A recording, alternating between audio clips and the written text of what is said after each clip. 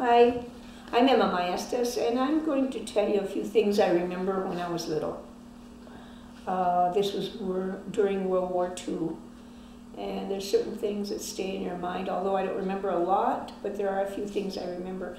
I remember having to have stamps to buy shoes and gasoline and meat, and without those stamps you could not get them. Even if you had the money, you couldn't buy them because they were so scarce. My opinion, and I'm generalizing, kids back then didn't have a lot, so when they did get things, they appreciated it more. There was more of a family unit where the families spent a lot of time eating together, doing things together, playing games together. The family union was intact, and now, as the economy is the way it is, both parents have to work out of the home. And to compensate, they overcompensate to the children by giving them too much. And I think when you have too much, you don't appreciate it as much. I used to live right around here, someplace. It was $624 grand, and now it's a stupid, parking lot. Across the street was the church. It was the original IC church. And we used to walk down to the railroad tracks. This is where we used to come down and sing for the soldiers. The train used to idle here, and we'd come and sing for the soldiers, and they'd throw us money. And one time a 50-cent piece went under the train, and we sent my friend to get it. She was the youngest and the smallest. So we could manipulate her, and we got her to get under the train to get the coin. And needless to say how dangerous it was. The train was idling, and out of the peripherals of my eyes, I saw my mom coming this way, and she saw her friend getting under the train, and that was short-lived. One time we were walking to school. My sister and I were walking in the snow. We were walking to school. We were first graders, and of course my sister lost her shoe in the snow. And she was crying, and we were looking for the shoe, and we couldn't find it, and we were so upset. And along came these soldiers that were stationed right outside of town, which is Camp Luna. And of course they were bigger than life, and they had their fatigues on, and they carried us to school. We didn't find the shoe till later after the snow melted, but they carried us to school. And later on, the principal or a teacher, I don't remember which, sent us home in the cab because we were soaking wet from the snow. And just remembering how brave they looked and how gallant, and they were like Superman and Spider-Man rolled all in one. Because we were first graders, they left a good impression on us. And of course, they were all over town because Camp Luna was like 5 miles outside of town. Oh, this is Camp Luna. This is probably the barracks back here where the men used to sleep. It's about 5 miles outside of Las Vegas, New Mexico. And my dad was stationed here, and they probably did a lot of training here before they shipped him out. And they shipped him out, and he worked in a cargo plane. He would fly in a cargo plane where they took the ammunition and supplies to the front lines, and their only defense was because they carried ammunition, they couldn't have guns or anything on the planes, so their only defense was to fly higher and faster than the other planes. A fact about Camp Luna is that many of the soldiers that were trained there ended up on the Bataan Death March. The Bataan Death March had about 90,000 to 100,000 U.S. and Filipino troops.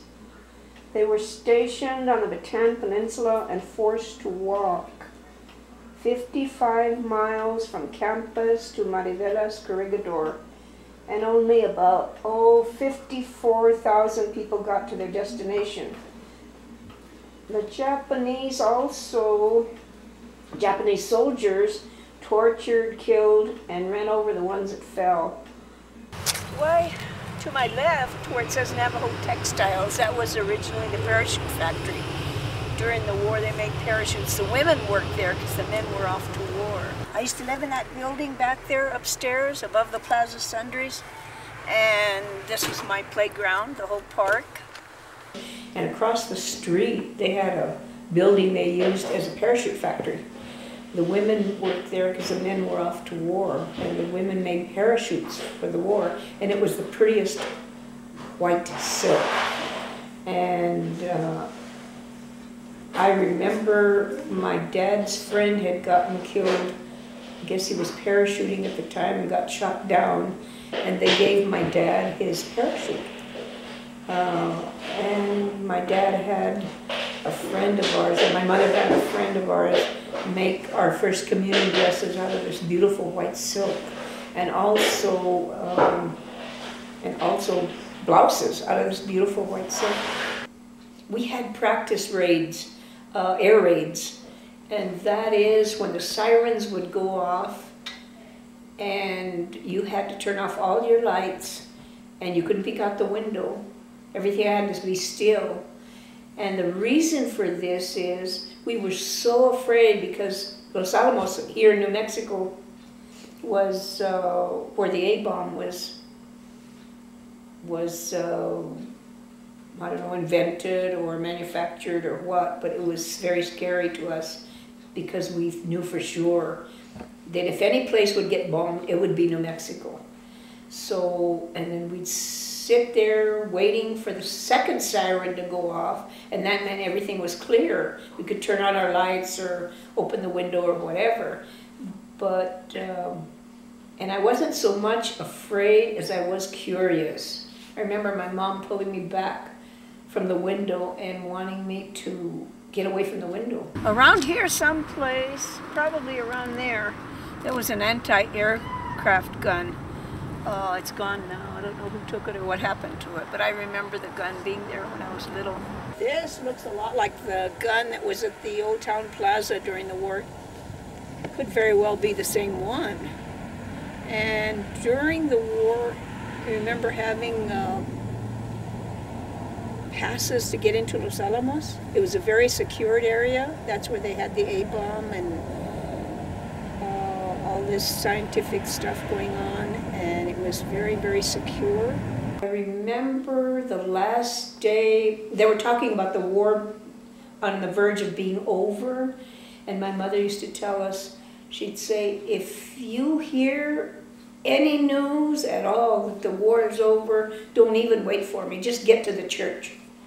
Just get to the church, which was a couple of blocks from our house.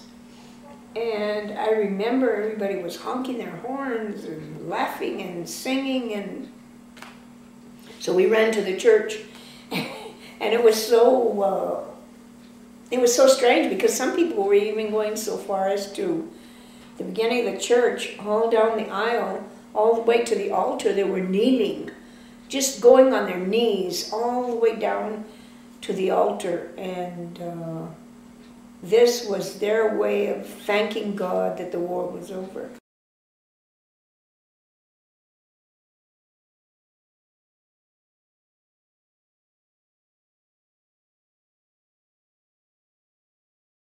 Vagando paso la vida, nomás recorriendo el mundo.